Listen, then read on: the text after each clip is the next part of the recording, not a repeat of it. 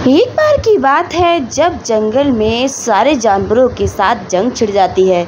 वहाँ की चिड़िया और पशु पक्षी सब क्रोधित होते हैं और वह सब लड़ाई करने के लिए तैयार हो जाते हैं। जो चिड़िया होती हैं उनके जो बच्चे होते हैं वह बहुत ही चिंता में हो जाते हैं कि अब क्या होगा। सारे जंगल में तो बहुत ही बड़ा हमला होगा और हमारे बच्चे को बहुत ही नुकसान होगा। अब हिरन और मेढक और सांप मिलकर यह सब बातें कर रहे थे, ऐसा कुछ करें कि जिससे यह हमला होने से रुक जाए और हमारे बच्चों की जान बच जाए। एक छोटा सा बंदर हिरन के पास जाता है कि तुम तो बहुत सीधे जानवर हो, तुम ही उन लोगों को सलाह दो कि लड़ाई झगड़ा करना कोई अच्छी बात नहीं है। अगर हम लड़ाई झगड़ा नहीं करेंगे, सलाह से भी रह सकते हैं, हमारा जीवन अच्छे से चल सकता है, हमारे बच्चों को भी नुकसान नहीं होगा। हिरन जाता है सारे जानवरों के पास और शेर राजा के पास भी जाता है। शेर कहता है कि तुम लोगों के कहने से मैं नहीं मानूंगा। और चिड़िया फिर से बहुत ही दुखी होती हैं और एक बड़ी सी जो चिड़िया होती है वह बहुत क्रोधित होकर जा रही थी और खरगोश सारे रो रहे थे, कह रहे थे अब हमारा क्या होगा, ये हाथियों का झुंड हम पे हमला करने के लिए आ रहा है, हम तो मासूम से बच्चे हैं। देखते ही देखते हाथी और शेर में बहुत ही बड़ी जंग छिड़ जाती है।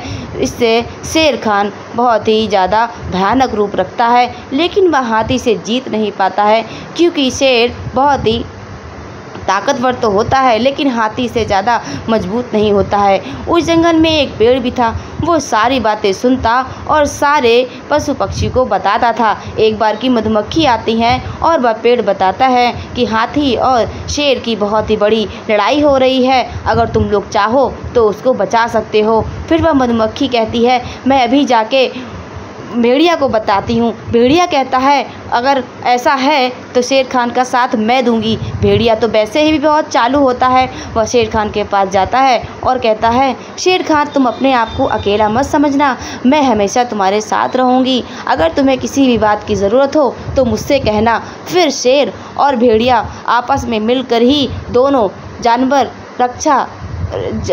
ही जानवर मिलकर जंगल में अपना भयानक रूप दिखाते हैं और सब जानवरों पर हमला करते हैं। एक घोड़े पर हमला करते हैं तो वह घोड़ा इतना ज़्यादा शक्तिशाली था कि उसने खुद ही शेर को खदेड़ दिया और शेर को इतना मारा कि उसकी हालत ही ख़राब हो गई।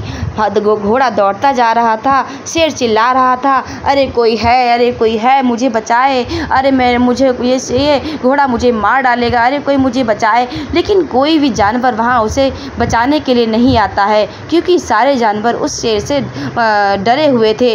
बस कह रहे थे अच्छा ही है इस शेर को या घोड़ा मार ही दे, जिससे हमारे बच्चे और हम जानवर इस जंगल में सुरक्षित रह चुके हैं। देखते ही देखते घोड़े ने ये हाल कर दिया उस शेर का कि शेर बहुत ही ज़्यादा घायल हो गया, बेहोश होकर वहाँ गिर पड़ा। फिर बहुत देर बाद शेर के बच्चे आते हैं, फिर अपने शेर से कहते हैं कि शेर राजा पिताजी आप इतना ज़्यादा आक्रमण मत किया करें, सब जानवरों को अच्छे से रहने दिया करें। चलिए वह हाथियों का झुंड खड़ा है, हम लोग हाथियों से माफ़ी मांगेंगे और उनसे कहेंगे अब दोबारा हम कभी झगड़ा नहीं करेंगे, कृपया करके हमें माफ़ कर दें। लेकिन वह शेर जाने के लिए तैयार नहीं होता है। बच्चे दुखी होते हैं और पिता को समझाते हैं पिता आप क्यों नहीं समझते हैं, चलिए तभी तो हमारा कुछ उद्धार होगा, वरना आप पे फिर से यह घोड़ा और हाथी सब हमला करेंगे और हमें इस जंगल से मजबूरी में जाना पड़ेगा।